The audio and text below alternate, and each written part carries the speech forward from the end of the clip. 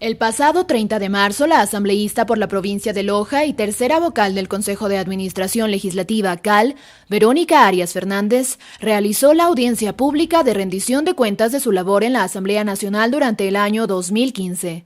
A través de una entrevista en vivo conducida por el periodista Fabricio Vela, la asambleísta informó sobre sus aportes en la elaboración, debate y aprobación de leyes, el trabajo en el CAL y la gestión en la Comisión Ocasional de Enmiendas Constitucionales de la que fue su vicepresidenta. Desde el año 95-94 he cubierto el Congreso Nacional, he cubierto 2 asambleas constituyentes, la de Sangolquí, de Montecristi, hoy se llama Asamblea Nacional. ¿Qué de diferente tiene con el Congreso? En este periodo legislativo ha habido la posibilidad de mejorar la calidad del debate en la Asamblea Nacional. Lo decía en las palabras introductorias quien hizo la presentación de este programa. Es necesario desmantelar las viejas prácticas políticas heredadas por algunas banderas, la acusación infundada, incluso la violencia física entre los mismos legisladores, el debate demagógico que muchas veces se daba en el ex Congreso Nacional. Ahora existe una asamblea plural conformada por diferentes organizaciones políticas que hemos tenido la posibilidad de intervenir, de aportar, de observar en este periodo legislativo. Yo seguí de cerca el debate de la Ley de Revisión de Intereses, Multas y Recargos. Originalmente el Ejecutivo la manda exclusivamente para los contribuyentes del Servicio de Rentas Internas. Es decir, aquellas personas que tal vez no podían tener contratos con el Estado, no podrían ser servidores públicos porque no estaban al día en el pago de sus impuestos. Pero en el curso del debate, la Asamblea decide ampliar ese espectro e incluye a los deudores del Seguro Social, incluye a los deudores del Banco Nacional de Fomento e incluye a los deudores, por ejemplo, de las municipalidades, aquellos que no están al día con patentes o impuestos prediales. Y una de las discusiones que se generó a partir de aquello es, ¿acaso con esta ley se premió a las personas que no cumplen con sus obligaciones en desmedro de aquellas que están al día, que pagan sus impuestos, que pagan sus obligaciones? Es la segunda amnistía tributaria que se aprobó en nuestro país. La primera fue en el año 2008, esa es la segunda amnistía tributaria, de la cual 1.900.000 contribuyentes fueron beneficiados, 900.000 del sector comercial, 500.000 del sector comunitario y más o menos 300.000 del sector de servicios en nuestro país. Aquí en la región 7, en la provincia de Loja, con esta ley, en las provincias de Loja, Zamora y El Oro, en la región 7, se beneficiaron cerca de 30.000 contribuyentes que al ponerse al día con su obligación principal, es decir, el momento en que pagaban el total del tributo adeudado, eran condonadas o perdonadas las multas, los intereses y los recargos que se habían generado por el retraso.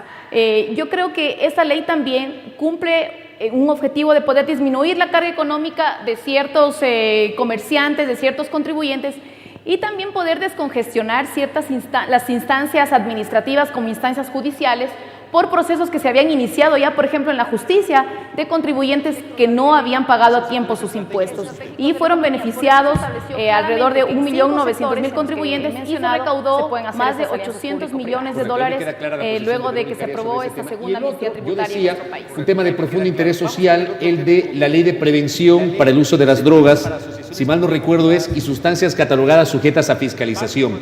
Aquí también hubo una modificación de la concepción original respecto a las dosis mínimas de consumo de determinados estupefacientes.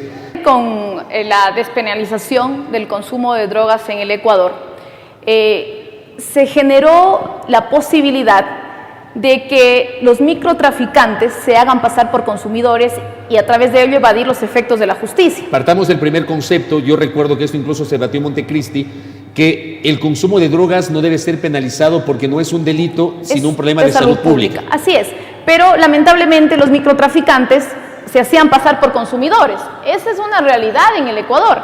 ¿Fueron suficientes estos aportes, ese ejercicio de socialización para que el pueblo ecuatoriano se empodere de este tema y participe de este tema? Bueno, la propuesta de enmienda constitucional fue planteada con el objetivo de poder ampliar, fortalecer los derechos establecidos en la Constitución de la República, el derecho a la participación electoral, garantizar equidad laboral en el sector público y también, por ejemplo, garantizar la seguridad integral de todos los ecuatorianos. ¿Qué dijo la Corte Constitucional sobre la propuesta de enmienda? 16 de los 17 temas planteados pueden ser tramitados vía enmienda parlamentaria. En el año 2008, los ecuatorianos que votamos a favor de la Constitución de Montecristi ya dimos nuestro aval en las urnas para poder enmendar la Constitución a través de la Asamblea Nacional. El 63% de los ecuatorianos que votamos a favor de la Constitución de Montecristi avalamos las vías por las cuales esta puede ser modificada, entre ellas la enmienda a través de la Asamblea Nacional. Dice la Constitución que sí le da legitimidad, le da legalidad al rol de la Asamblea Nacional para enmendar la Constitución. ¿No hubiese sido políticamente correcto consultar al pueblo ecuatoriano sobre este tema? La Asamblea estaba cumpliendo un dictamen de la Corte Constitucional que manifestó que la enmienda constitucional no estaba vulnerando los derechos de los ciudadanos, no estaba alterando la estructura fundamental del Estado ni sus elementos constitutivos, y por ello estas modificaciones podían ser tratadas a través de la Asamblea Nacional. Yo quiero poner de relieve la consulta popular de 1994. ¿Qué pasó en el año 94? Sobre el tema específico de la reelección, que fue uno de los temas más polémicos, incluso satanizados a nivel nacional. ¿Ese tema constó en la consulta popular del 94? Ese tema constó, el tema de la reelección. En el año 94... Convocada por el presidente Durán Ballén. Así es, hubo una consulta popular en el cual se le preguntó a los ciudadanos si querían reelección sin limitaciones para todas las autoridades de elección popular, incluido el presidente de la República. ¿Y qué dijeron los ciudadanos en el año 94? El 36% de los ecuatorianos dijo sí, el 32% dijo no, y los otros votos eran nulos y blancos. De tal manera que hubo un pronunciamiento popular para que se incluya la reelección sin limitaciones o la postulación sin limitaciones para todas las autoridades de elección popular.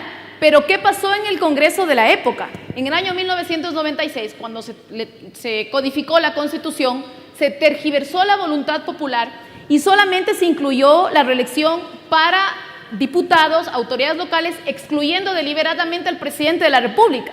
¿Pero por qué hizo esto el Congreso Nacional?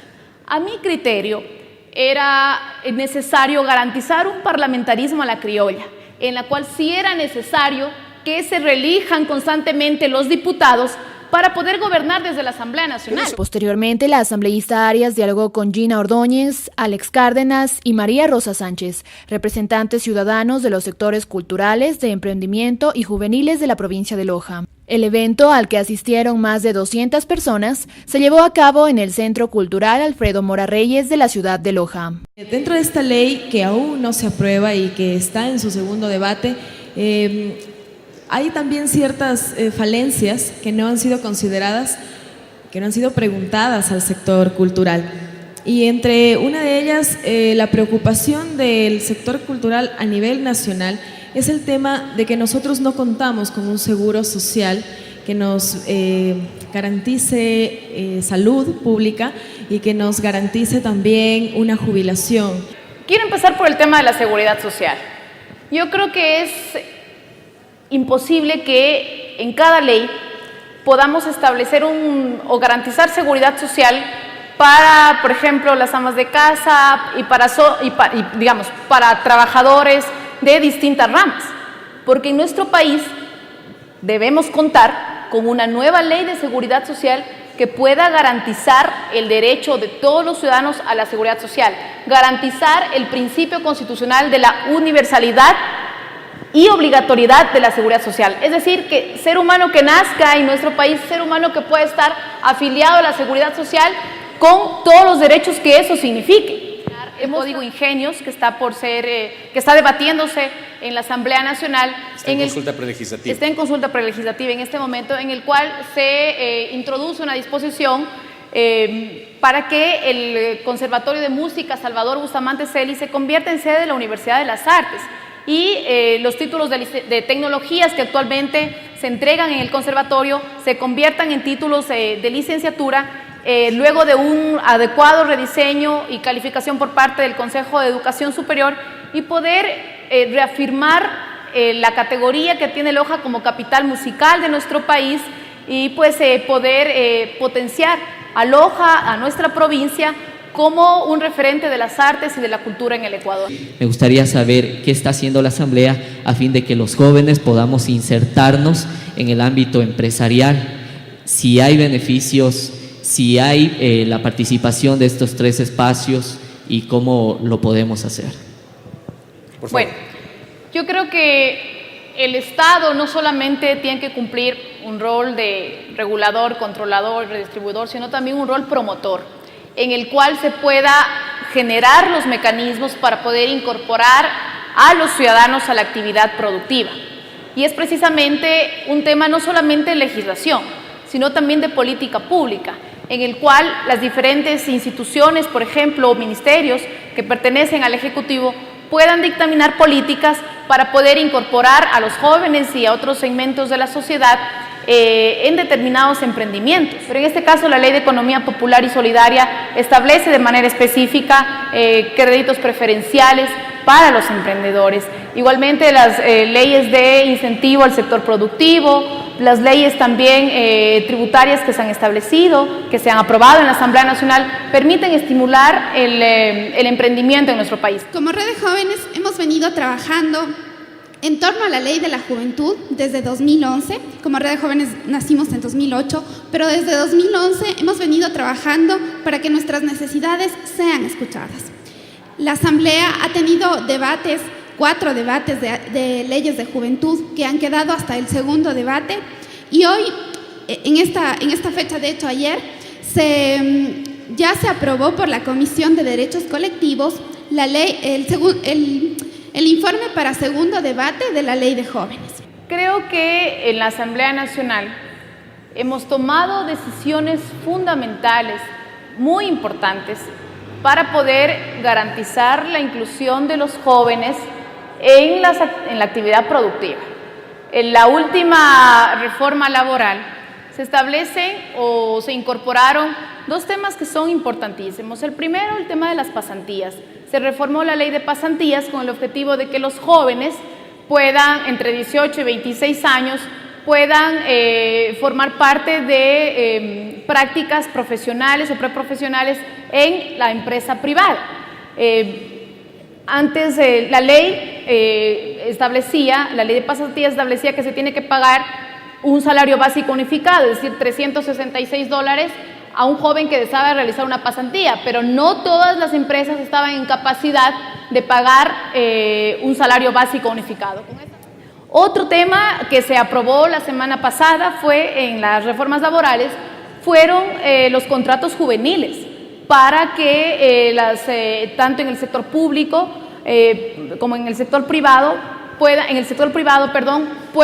los jóvenes ser parte de la planta de trabajadores, con el incentivo de que el Estado pagará la seguridad social a las empresas que contraten a trabajadores jóvenes